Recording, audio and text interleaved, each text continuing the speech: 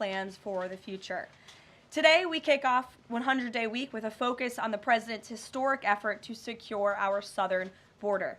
Later this afternoon, President Trump will sign an executive order on law and order and another executive order on sanctuary cities. The first EO will strengthen and unleash America's law enforcement to pursue criminals and protect innocent citizens.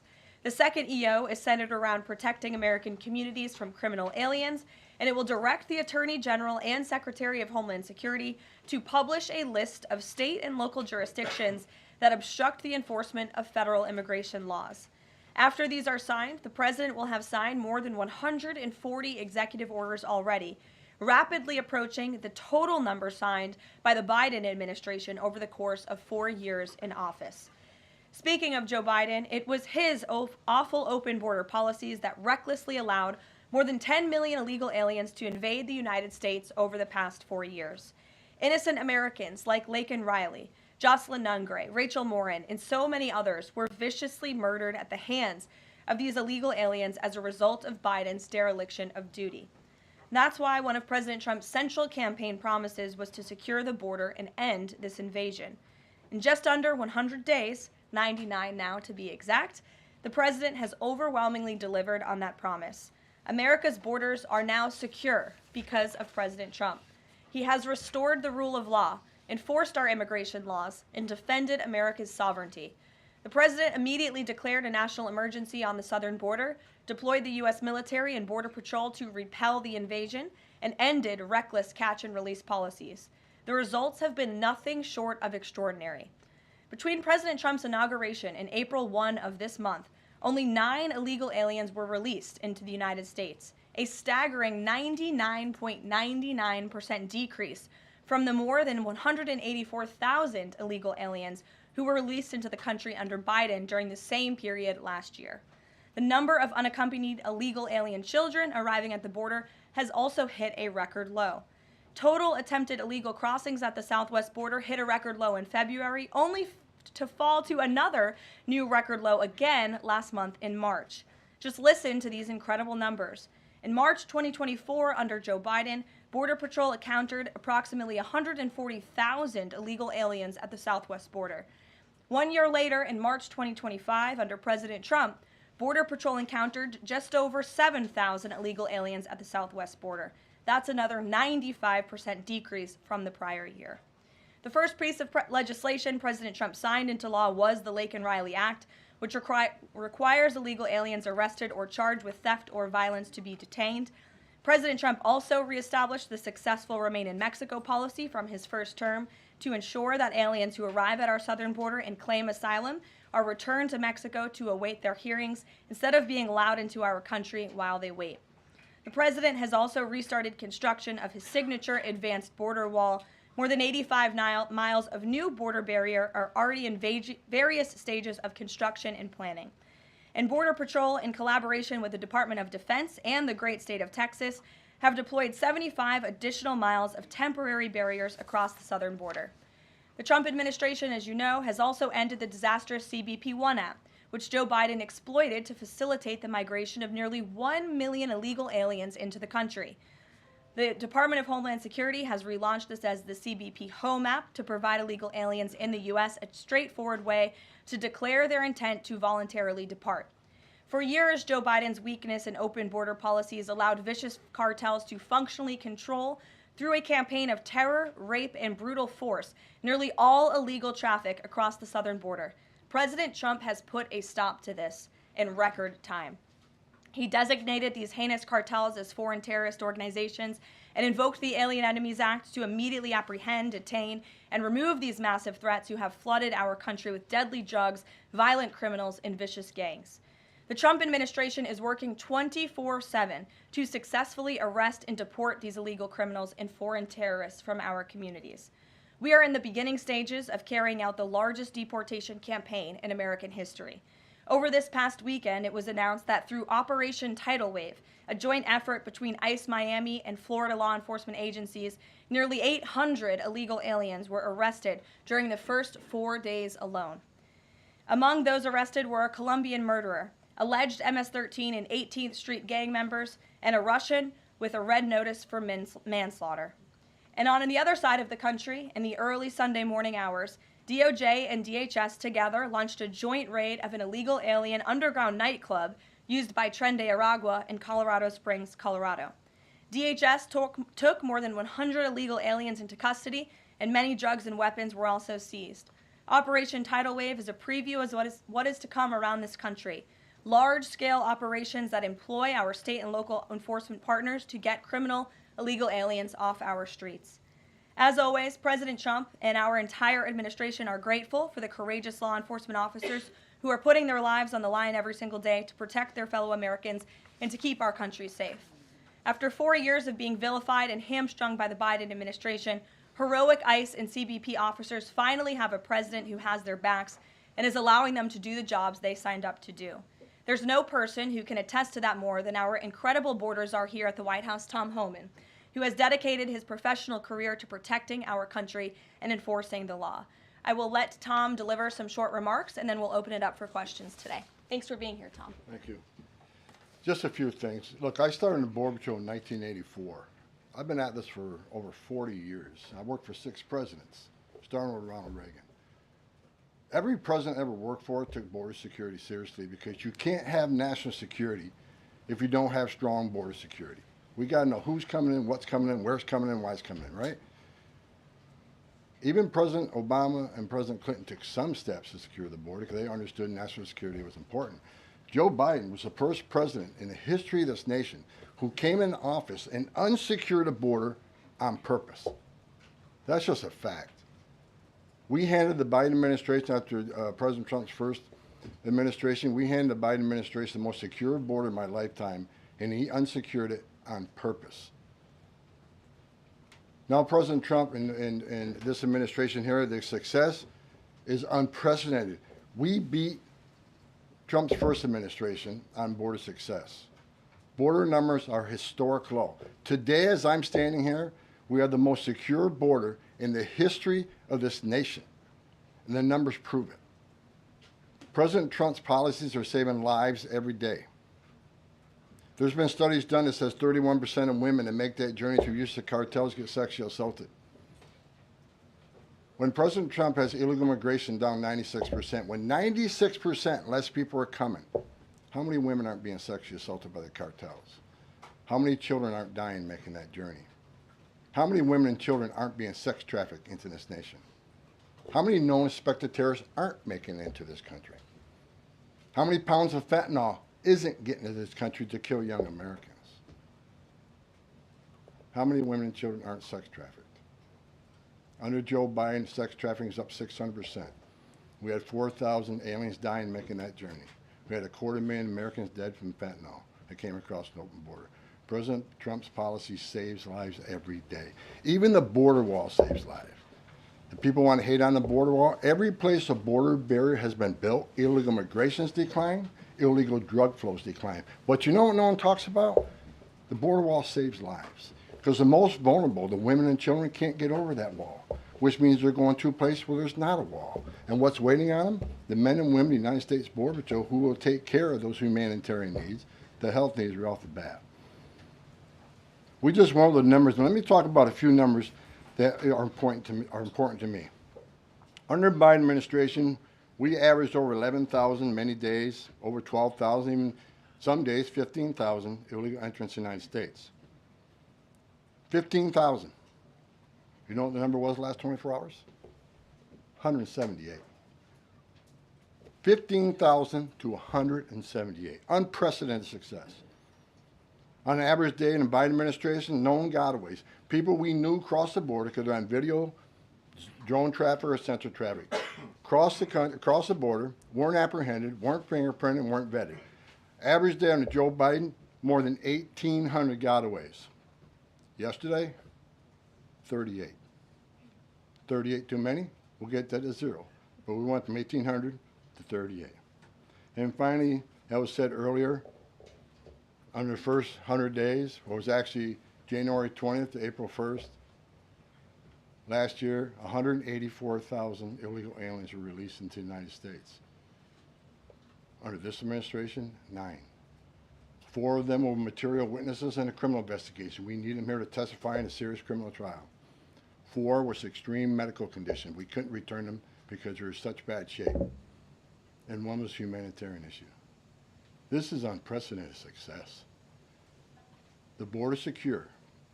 President Trump saving lives. President Trump has proven no one does this better than President Trump. There is no equal, it's not even close. So God bless the men and women of the Border Patrol.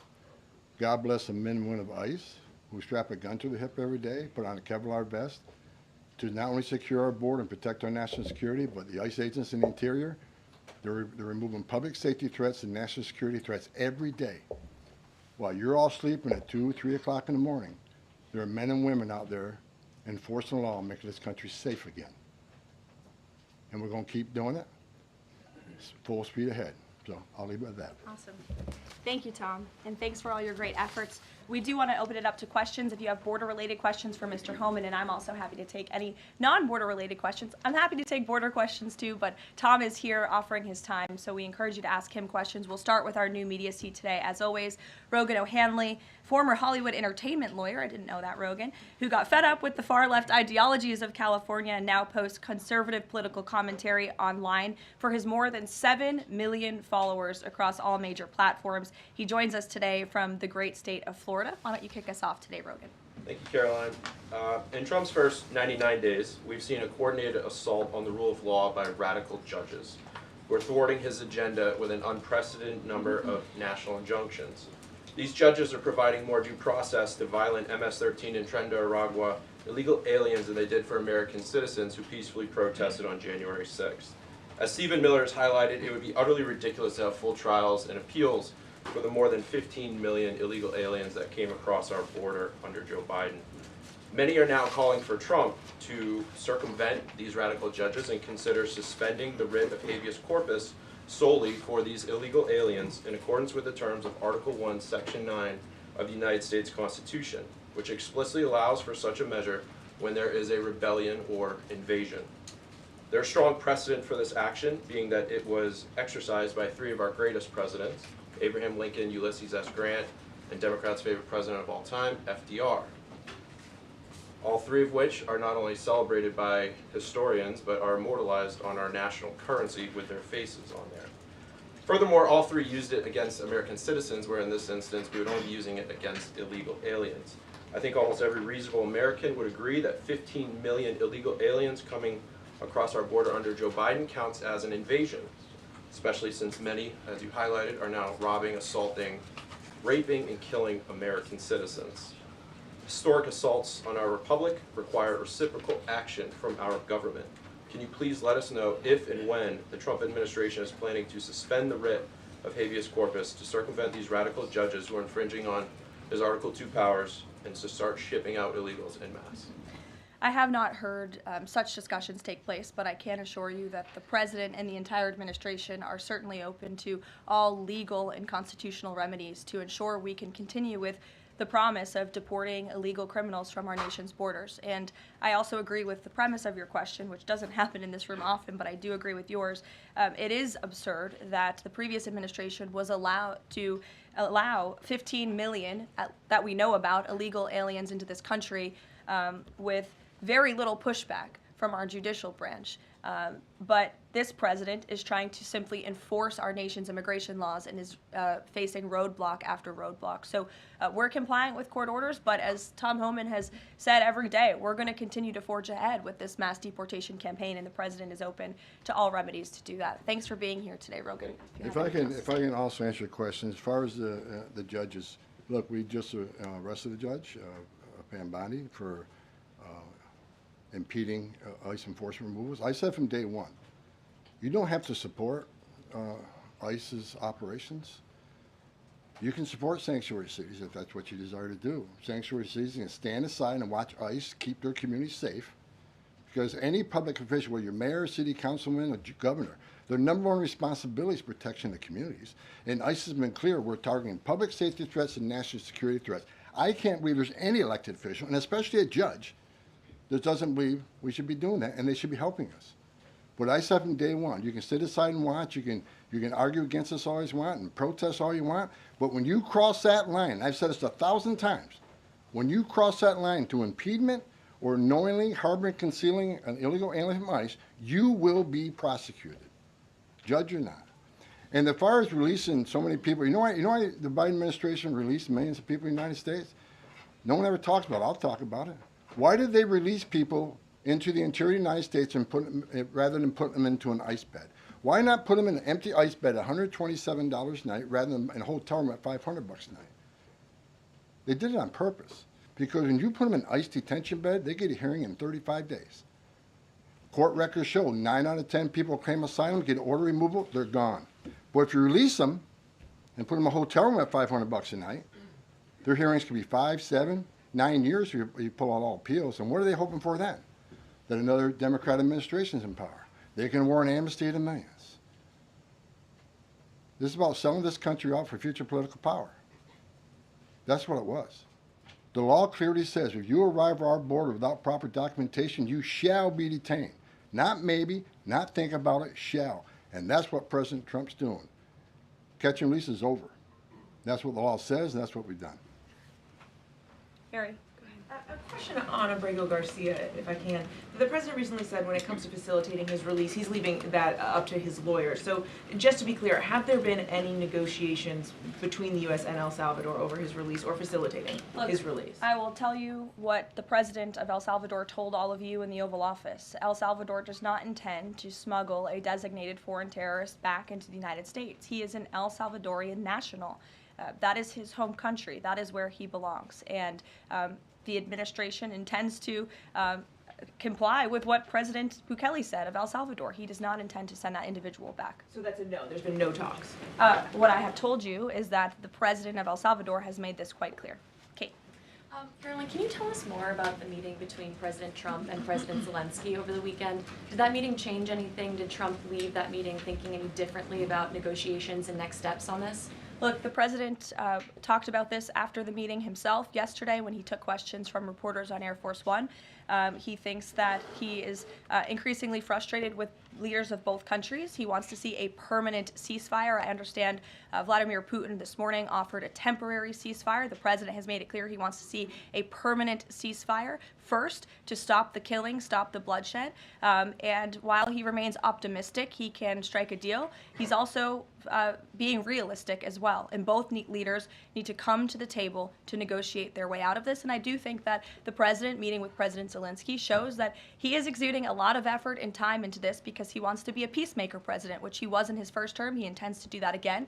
And this is an incredibly difficult situation and conflict that President Trump inherited from President Biden, who allowed this war to start in the first place, but he's focused on solving this problem. Does anyone have border questions? Sure. Okay. Thank you, Caroline. If border crossings are at a record low, why should it still be considered an emergency?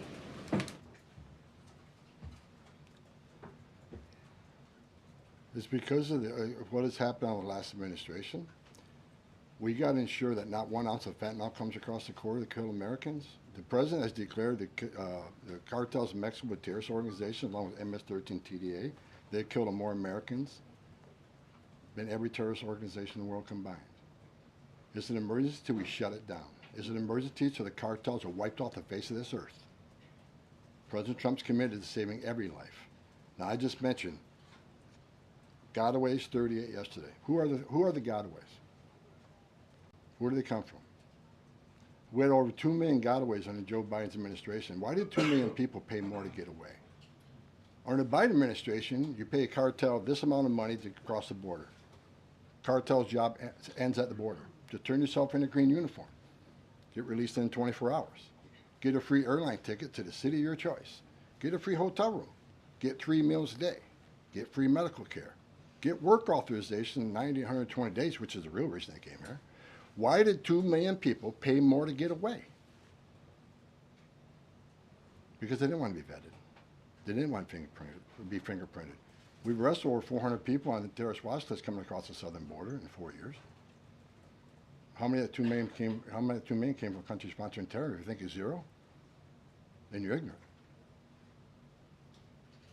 This is the biggest national security failure this country's ever seen. This is the border emergency until we end it, end all of it. We're making good strides. Right now, it's still an emergency until we shut it down.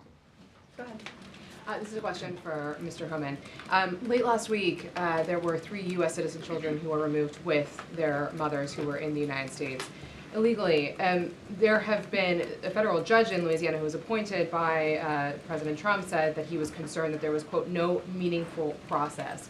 Are you concerned that due process, at least for the U.S. citizen children, is being flouted and that the speed at which the enforcement is being done could lead to errors, as was the case in the Kilmar-Abrego-Garcia case? And then also if you could give an update on the deportation numbers under this administration and whether you're pleased with them. First of all, I don't accept the term error in Abrego-Garcia. There was an oversight. There was a withholding order. But things have changed. The facts around the withholding order has changed. He is now a terrorist. We're seeing the withholding order set aside. And the gang he was fearing from being removed out of El Salvador no longer exists. So the facts around that case are totally different. I'll let the lawyers litigate that.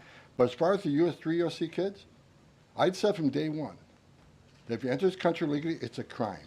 If you remain in this country legally and you ignore a judge's order about deporting, if you choose to have a U.S. citizen child, knowing you're in this country legally, you put yourself in that position. You put your family in that position. What we did is remove children with their mothers who requested the children depart with them. This was a parental decision. Parenting 101. The mothers made that choice. And I tell you what, if we didn't do it, the story today would be Trump administration separating families again. No, we're keeping families together. So when a parent says, I want my 2-year-old baby to go with me, we made that happen. They weren't deported. We don't deport U.S. citizens. The parents made that decision, not the United States government. But I don't hear any questions about Laken Riley had a mother. She's never going to see her child again. Rachel Morin, she had 5 children. Those children are never going to see their mom again. This administration is doing the right thing. Every public safety threat we arrest from this country and remove them, this country is much safer. So parents will make a decision what happens to their child. Having a U.S. citizen child does not make you immune from our laws. If that's the message we send the entire world, enter the country legally. It's a crime. Don't worry about it. Get order removed by an immigration judge. Don't worry about it. No one's looking for you. And have a U.S. citizen child, and you're immune from our laws, you're never going to fix the border. People will keep putting themselves in harm's way. More women would die. More children would die crossing this border. We got to secure a border by enforcing our laws. We're not making this up. We're enforcing laws under statute enacted by Congress, and it's the right thing to do. Can you give an update on the deportation numbers under this administration? Mr. Homan. What are you asking for? We just provided the Update on numbers. the number of deportations that have occurred under this administration, whether you're pleased with that. Last number I got was 139,000 deportation. Am I happy with the number? Numbers are good. Especially if you look at the ICE numbers. The ICE arrest removals are far beyond Biden. Well, I read the media. Oh, ICE, the deportations are behind Biden administration. Well, why? Because they counted border removals. We don't have 10.5 million people crossing the border. We don't have border removals. So Joe Biden could have deported 5% of his encounters, and the numbers will still be higher than us on the border removals because we have a secure border, the most secure border in the history of this nation. Compare apples to apples, ICE arrests and deportations are far more than Joe Biden. That's right. Caroline. Sure, go ahead. Mr. Homan, talking about the border wall, can you give us an update as far as how many miles are being built today? And is Mexico paying for it, as the president said they were going to? Well, first of all, I'll answer that question because I already answered it in my opening remarks. To date, since January 1st, there's been more than 85 miles of new border wall construction in various stages of that construction and planning. The president has made it clear to Congress that we want to see more funding for not just border wall construction, but also to support our ICE agents and our Border Patrol agents who are on the ground facilitating with this mass deportation effort. So he's clear that Mexico is not going to pay for it? Is that what you're saying? Let's address that. Trump said Mexico won't pay for the wall. They have in a roundabout way, have they not? Putting 10,000 military on the northern and southern border, taking the action they did to remain in Mexico. They didn't have to do that. They're doing it.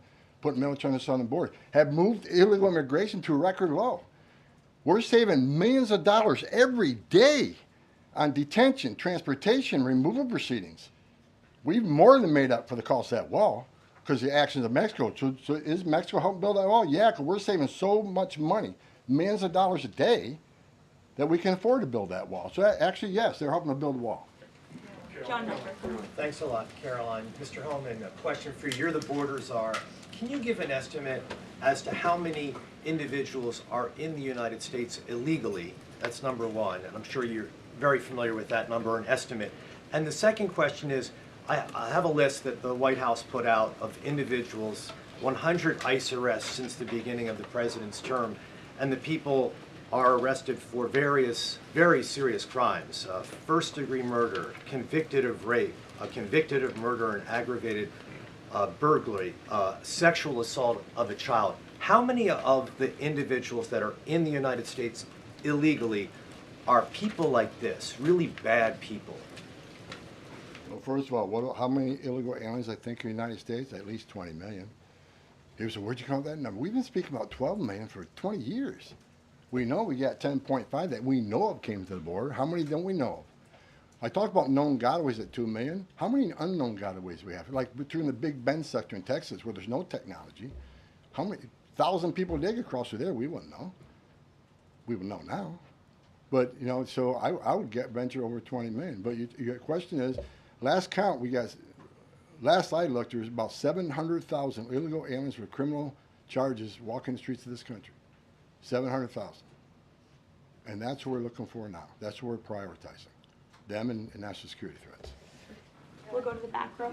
Thanks, Caroline. Yes. For Mr. Holman, I'm Taylor with Spectrum News. We have a station up in Rochester, New York. It was reported you're visiting there tomorrow. Can you talk a bit about the purpose of your trip? I know the Trump administration is suing the city over its sanctuary city policies, how the executive order Caroline alluded to ties into it, and what your message is for communities and community leaders who say, we're able to establish our own rules here, we're worried about this input from the federal level. Can you talk a bit about that? Well, same thing I talked about earlier. I don't think any elected mayor, any elected governor should want public safety threats, those illegally in the United States, public safety threats walking through the community. And what happened in Rochester, HSI agent called for emergency assistance. Officers of Rochester PD responded to a call from emergency assistance from a federal law enforcement officer. They responded, then they got disciplined. I don't think anybody can come up with one instance where an ICE agent or Border Patrol agent didn't respond to an emergency call from assistance from any law enforcement agency. Cops need to help cops, especially in an emergency situation. But they got disciplined. And I met those officers down in Nashville soon after that. I think it was a couple of days after it. And I told them I stand with them. They did the right thing. Law enforcement responding to emergency assistance from law enforcement. So I'm going up there to support the men and women of law enforcement. The men and women who carry that badge and gun every day. They're working the streets at 2 a.m. while we're all sleeping. I'm going to give my support, and they just announced a lawsuit, and that's one of many. Sanctuary City is going to be sued on this administration for flouting immigration law. I mean, the law is clear, and they're violating it, and this administration is going to take actions. I'm going up there to show my support of men and women of law enforcement. I started as a cop. And the community, I'm showing support for them, because the community wants their police officers to be officers too. The communities don't want public safety threats walking around their communities either, and that's what it's all about, and that's why I'm going. Sure. Thanks, Caroline. Mr. Homan, how close are you to housing migrants at U.S. DoD facilities like Fort Bliss in Texas? Well, we're already housing at Guantanamo. Fort Bliss is being ramped up, so in the very near future. I don't have a timetable because things need to be done, construction needs to be done. We're making sure the facilities are ready to accept. We're making sure facilities are able to care for the people. They're going to be detained, so I don't know the timeline right now. It changes every day because of various issues, but we're working on it. Are you intending to hold families there, including families with American citizen children? Family residential centers are for families. They're not jails, they're open-air campers built for families, which means they have child psychologists, they have pediatricians. And why family residential centers? Because we want to make sure that child is with a parent. Unlike the last administration, who stopped DNA testing, many investigations of children being smuggled in the country with some that wasn't related to them claiming to be a parent. So we're going to make sure children are with parents. We're going to make sure that's actually a family and that child ain't being trafficked. That's the main reason.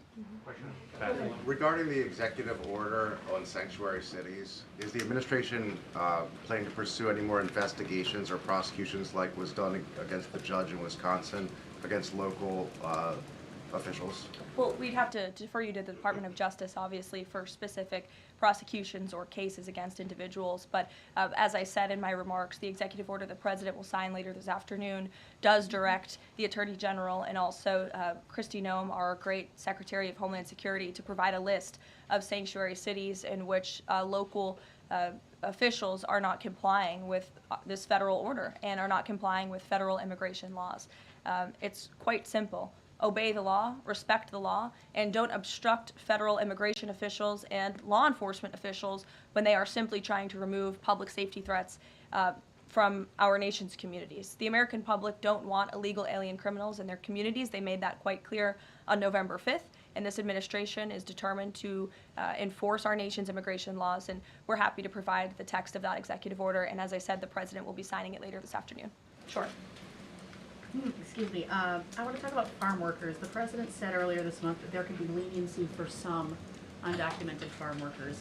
I'm wondering, where do things stand with that? And I'm also wondering, does that at all undermine his message on immigration, that it's okay for some undocumented people to be in the U.S., but maybe not others? Well, the President was referring to our H-1B and H-1A visa programs, and there have been no final decisions on that at all. But the President, I think, what he was intended to speak about, what he was speaking about, is ensuring that we have a clean, legal immigration system that is being respected and obeyed. And the mass amount of illegal immigration that we've seen over the past 4 years in our country completely undermines our legal immigration system, those seeking citizenship, but also those coming here on a visa to legally and lawfully work. And the President wants to make sure that those programs are respected.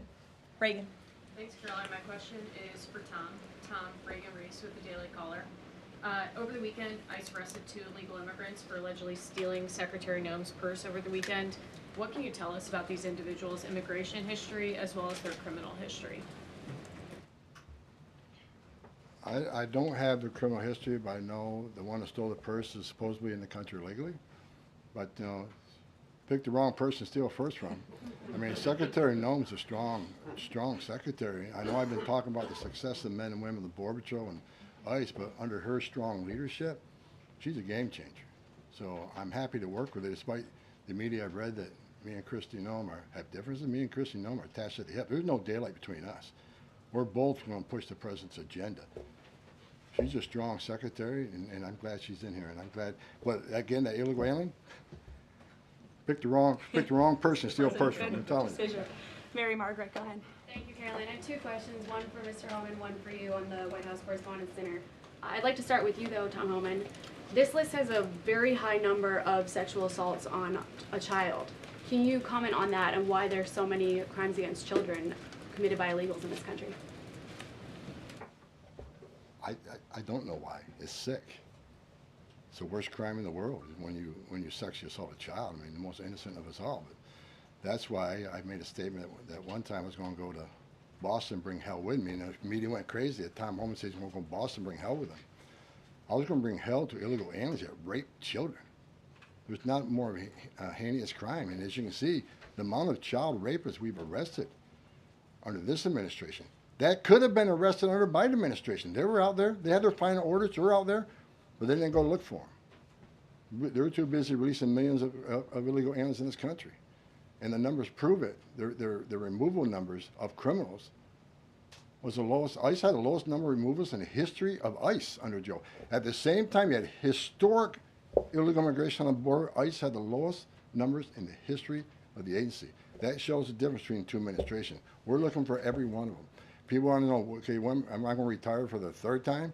I'll retire when every public safety threat, national security threat, child rape is eradicated from this country. That's when I'll rest. Thank you so much. And then Caroline, really quick. Alex Thompson said at the White House Correspondents' Dinner, and I'm going to read his quote, "President Biden's decline and its cover-up by the people around him is a reminder that every White House, regardless of the party, is capable of deception. We, myself included, miss a lot of this story, and some people trust us less because of it."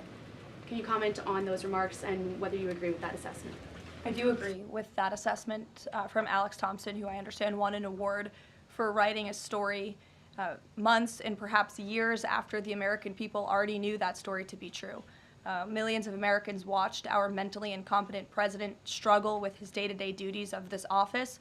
We watched our country be ran into the ground as a result, and nobody in the media wanted to write about that, talk about it. There were many reporters, I will say, right-leaning reporters who did talk about that, who didn't get awards, didn't get coverage. In fact, they were lambasted for their coverage. And I remember being on President Trump's campaign, talking about Joe Biden's clear mental incompetence and being accused by people in this room of manufacturing deep fake videos, trying to persuade the public into not believing what they saw with their own eyes for many years. And I think it's about time the legacy media finally admits that was one of the greatest cover-ups and scandals that ever took place in American history, and certainly it did contribute to the decline in the trust that Americans have for the legacy media. Peter, which, by the way, is why we've made many changes to this briefing room in this White House. It's long overdue. Peter, go ahead. Thank you. A few things. You guys arrested a Milwaukee County Circuit judge for allegedly helping illegal immigrants get away. As you guys look at other judges, would you ever arrest somebody higher up on the judicial food chain, like a federal judge or even a Supreme Court justice? Well, that's a hypothetical question. Again, I defer you to the Department of Justice for individuals that they are looking at or individual cases. But let's be clear about what this judge did. She obstructed federal law enforcement who were looking for an illegal alien in her courthouse. She showed that illegal alien the door to evade law enforcement officials. That is a clear-cut case of obstruction. You don't have to be a lawyer to understand that. And so anyone who is breaking the law or obstructing federal law enforcement officials from doing their jobs is putting themselves at risk of being prosecuted, absolutely. You guys have at least 18 written trade proposals. We still don't know who they are from or what they contain. What is the holdup with that?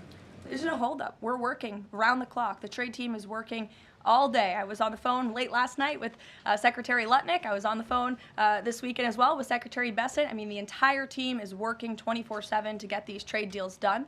And I think you'll be hearing more about them this week. I don't want to get ahead of the trade team or the president in announcing potential deals, but certainly I can assure the American public that this administration is full speed ahead in cutting good and fair trade deals on behalf of the American worker. And one more. After the president's Truth Social post, the Browns finally took Shadur Sanders.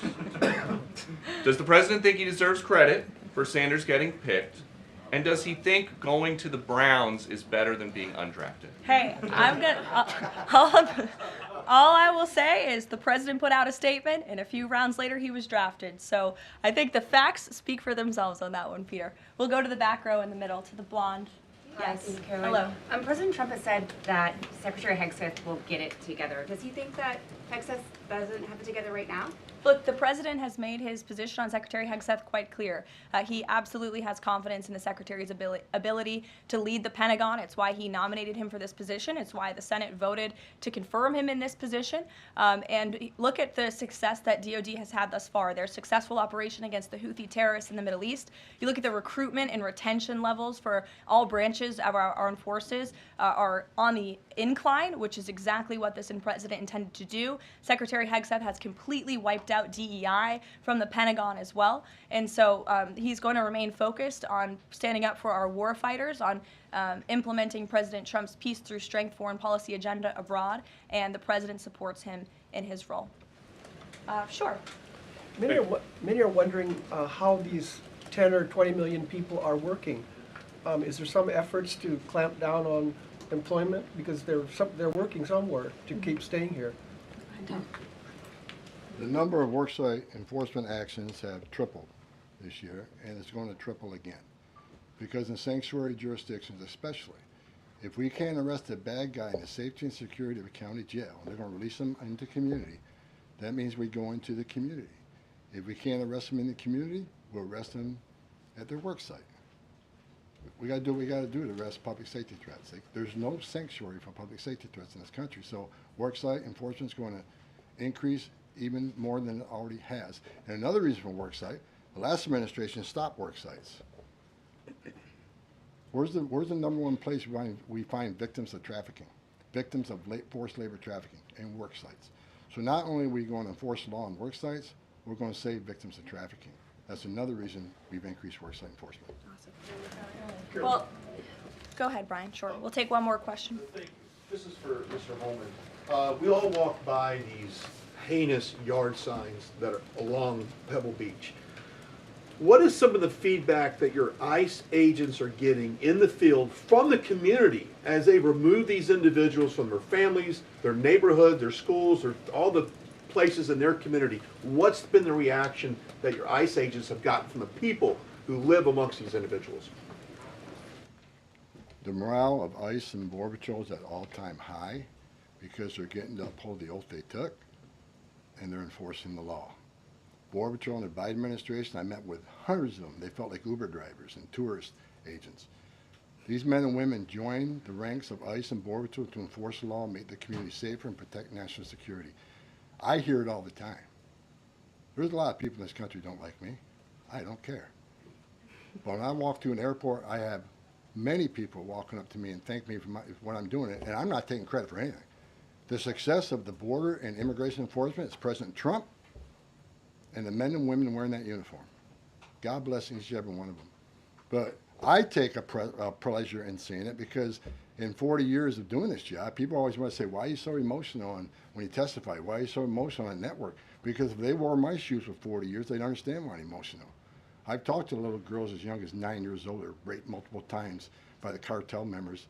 And when you get to your knees and you talk to that little girl and everything innocent and pure has been ripped from her, when you listen to the Lake and Riley, 17 minutes, that young lady fighting for her life, don't just think, okay, a young woman died. Think of how she died, the terror that she went through, and these children that are sexually assaulted.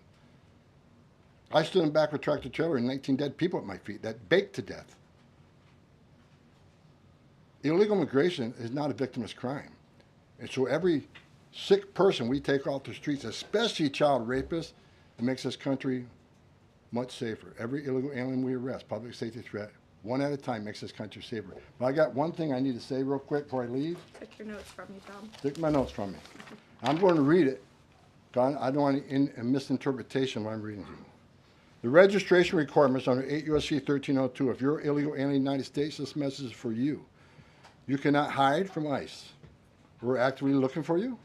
Federal law requires every alien in the United States who has been present in the United States more than 30 days needs to register. For those 14 years or older, you need to be fingerprinted with the Department of Homeland Security. Federal law requires every alien in the United States to tell DHS in writing if you have a change of address within 10 days of changing that address. Failing to register with DHS and failure to tell DHS about your new address are criminal offenses, and they're going to be treated as such. Starting today. Make no mistake, if you're in the country illegally and you fail to do what the law requires, we will prosecute you, you will go to jail, then we'll deport you. Second law, penalties for failure to depart, 8 U.S.C. 1253. If you're an alien inside the United States who has a final order, this message is for you. If you have a final order, the Trump administration is committed to enforcing our immigration laws, especially for those aliens who have received final orders of deportation. There are currently around 1.4 million illegal aliens who have been ordered removed but remain here in violation of the law. We will aggressively prosecute, consistent with long-standing law, those aliens for failing or refusing to depart or who takes other related actions aimed at hindering their removal. You cannot open the door, you cannot answer our questions, you cannot open your car door, you consider it to evade law enforcement. If you fail to leave the United States after receiving a removal order, we can and will issue monetary fines up to $998 a day. Evading your arrest, knowing you have a final order or removal, is a criminal offense. We will prosecute, then we'll deport you. Get your affairs in order. If you're in the country illegally, work with ICE, go to CBP 1 home app, and leave on your own. Because we have to find you, deport you, and prosecute you. You'll have a bar placed on you, and you won't come back to this country. You won't be able to come back on a visitor's visa, a tourist visa. If you have your citizen child, can't petition for you. If you're in this country, get your affairs in order and work with us. and get yourself removed from this country. That's what law requires, and we're going to enforce that law. Awesome.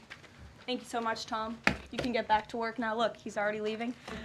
He's got a lot to do, a lot of illegal immigrants to deport. But thanks, everyone, for joining us bright and early this morning. As I said at the top, we will do this again tomorrow to talk about the economy, which is another promise made and kept by the president. And I'll be joined by the Secretary of Treasury, Scott Bessent, 8:30 tomorrow morning. Today, the president is welcoming the Super Bowl champions, Philadelphia Eagles. If we have any Philly fans, that will be at 4 o'clock. And then the president will sign those executive orders I spoke of and a few others at 5 p.m. So we'll see you all later. Have a great day.